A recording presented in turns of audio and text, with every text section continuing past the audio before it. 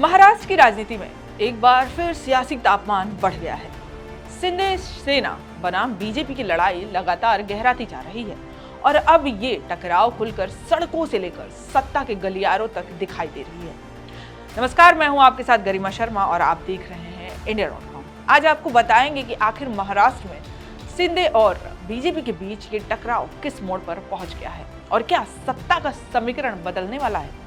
सबसे पहले बात उस घटना की जिसने इस पूरे विवाद को और गहरा कर दिया। मुंबई में आजाद मैदान में नया आपराधिक कानून को लेकर एक बड़ा सरकारी कार्यक्रम आयोजित हुआ। इस कार्यक्रम में देवेंद्र फडणवीस मौजूद थे, डिप्टी सीएम अजीत पवार भी उपस्थित थे, लेकिन जिनके आने पर सबसे ज्यादा निगाहें थी वो हैं एकनाथ शिंदे। कार्यक्रम में पहुंचे ही नहीं, निमंत्रण होने के बावजूद भी शिंदे का कार्यक्रम से गायब रहना सिर्फ एक अनुपस्थिति नहीं बल्कि एक बड़ा राजनीतिक संदेश माना जा रहा है। आखिर शिंदे क्यों नहीं पहुंचे, अभी तक इसकी कोई आधिकारिक वजह सामने नहीं आई है, लेकिन सूत्र बताते हैं कि शिवसेना ने नेताओं को तोड़कर बीजेपी में शामिल किए जाने से एकनाथ शिंदे बेहद नाराज हैं। यही वजह है कि सिर्फ कार्यक्रम का बहिष्कार ही नहीं बल्कि कल तो शिंदे गुट कई मंत्रियों के कैबिनेट बैठक तक छोड़ दी।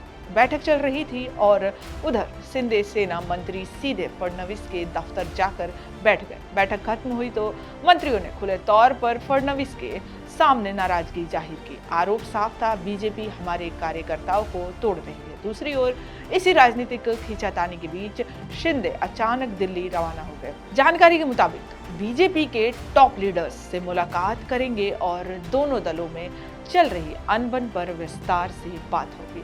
यानी महाराष्ट्र की राजनीति के अगले बड़े फैसले दिल्ली में लिखे जा सकते हैं। लेकिन इस पूरे विवाद में सबसे ज्यादा चर्चा में रहा फडणवीस का तीखा जवाब। सूत्रों के मुताबिक फडणवीस ने नाराज मंत्रियों से साफ शब्दों में कहा कि उल्लासनगर में शुरुआत आप लोगों से ही की थी, आप करेंगे तो ठीक है वरना बीजेपी करेगी तो गलत। ये नहीं चलेगा। अब से कोई भी दल दूसरे दल के कार्यकर्ताओं को प्रवेश नहीं देगा और ये नियम दोनों ही पार्टियों पर लागू होगा।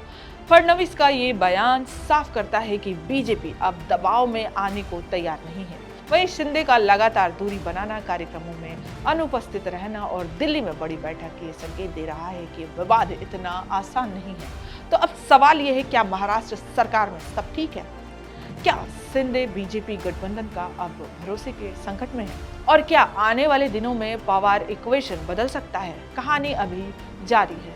हम आपको इससे जुड़ी हुई हर अपडेट पहुंचाते रहेंगे। आप देखते रहिए इंडिया।